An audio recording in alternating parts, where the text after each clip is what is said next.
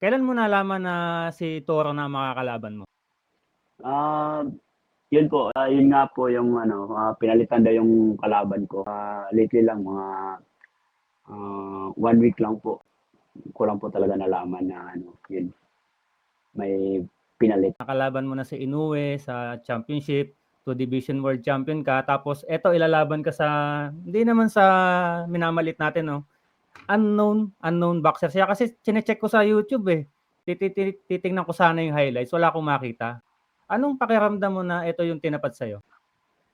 Well, ganito talaga, hindi naman talaga natin mapilit na kung sino talaga yung makalaban natin. Kasi yun nga, naghihintay lang tayo ng ano, ng big fight. Tsaka para sa akin naman, ayos lang din sa akin para active naman ako palagi. Tsaka sa boxer naman hindi ka naman puwedeng mamili ng kalaban mo kung sino yung binigay sa'yo ng promoter mo, yun talaga ang dapat mong labanan, eh, 'di ba?